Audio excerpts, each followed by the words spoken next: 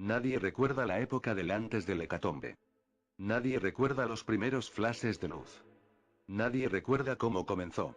Nadie recuerda el cielo pintado de azul, ni cuando los muertos se levantaron del infierno. Nadie recuerda la humanidad antes del deceso. Ni recuerdan lo invencibles que se creyeron tras aquellos muros de asfalto, dueños de vidas y destinos que buscaban su alivio. Nadie recuerda cuando sus deseos jamás serían concretados. Ni cuando las estrellas que brillaban en el cielo se extinguían del firmamento. Pero yo sí recuerdo, antes de la esperanza. Antes del hoy y de ayer. Antes del éxodo y del suelo escarlata. Antes de su resurrección. Parte 1. Renacimiento. Edimburgo, 20 de noviembre, 15:30 horas. 2 años, 3 meses y una semana desde la catástrofe del proyecto Pegasus.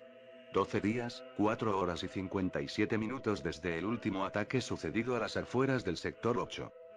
Hasta antes del ataque en el sector 8 la ciudad de Edimburgo habían transcurrido 40 días sin la amenaza inminente de los no vivos. Aquella marca se reflejaba en la tranquilidad de todos aquellos que residían tras sus gruesos muros resguardados por el ejército.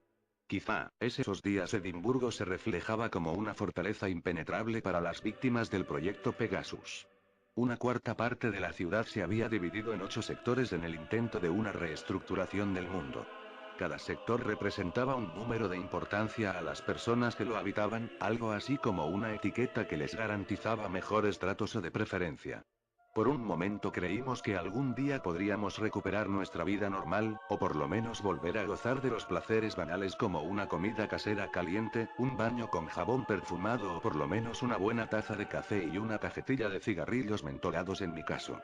Pero al menos de lo único que no podíamos quejarnos era en las noches, resguardados entre los grandes muros de Edimburgo, el ejército vigilando desde los puntos más altos de aquella pequeña ciudad y un control minucioso en los nuevos integrantes, permitían la capacidad del descanso plácido de sentirnos protegidos. Incluso tenía su propio mercado en el que podías abastecerte de papel higiénico extra, una lata de frutos, o medicamentos para la migraña, la gripe, etc. En el sector 1 se encontraban los capitanes de alto rango, algunos médicos, enfermeros, dentistas y todo aquel que tuviera incluso el mínimo conocimiento sobre medicina y el cuerpo humano. Se especulaba de que trabajaban en conjunto para encontrar una cura a los vestigios destructivos del proyecto Pegasus. Sin embargo, aún después de los 2 años de la nueva reestructuración de la ciudad no habían llegado a nada.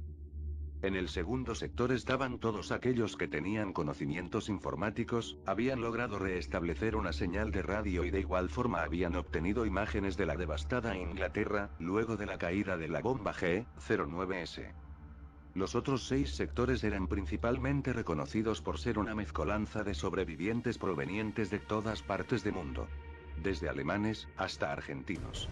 En total cada sector habitaba un rango de 20 personas, siendo un total de 160 sobrevivientes más los que continuaban llegando de las devastadas ciudades.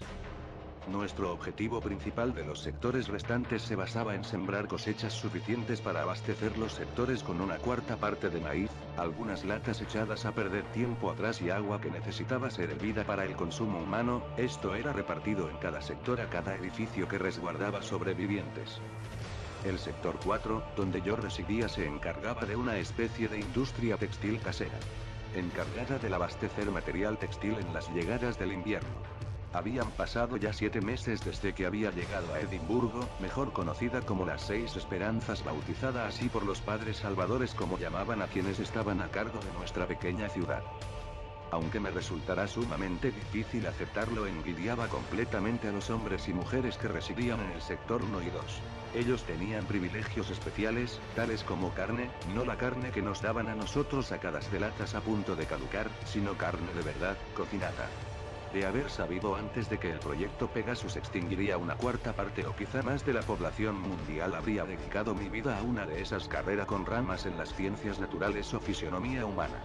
Aunque prevalecer en el sector 4 no era tan malo, tenía sus desventajas, debía compartir la habitación con otras 3 personas que ni siquiera hablaban mi idioma. Pero al menos tenía mi propio catre con algunas mantas para dormir. Quizá ese era el beneficio del sector 4, estar en un nivel intermedio, quizá ellos sabrían que alguna vez les seríamos útiles por si dentro de algún tiempo se reestructuraba el Estado, la economía y todo eso que no existía ahora. Ni siquiera en Edimburgo existía, éramos una especie de prisioneros. Pero supongo que era más considerable ser prisionera de los padres libertadores de un instinto por devorar carne humana. Lo único que existía verdaderamente cierto era que la pequeña ciudad de Edimburgo sería más vulnerable resguardando casi 200 personas en un mundo donde ya no habría clemencia ni esperanza. Donde la comida y salud decaían sin tener los recursos para sustentarla. El sector 8 se encontraba más lejano de todos los sectores, esto porque los residentes habían convivido con infectado o al menos habían tenido contacto con ellos. Todos sin excepción éramos reunidos en primera instancia en ese distrito para la desinfección. Debías pasar al menos 48 horas en ese lugar para verificar que no tenías ninguna especie de síntoma o que estabas contagiado. Durante ese transcurso debías vivir con la incertidumbre de convivir con posibles infectados que en cualquier momento se convertirían en muertos esperando arrancarte un buen trozo de carne.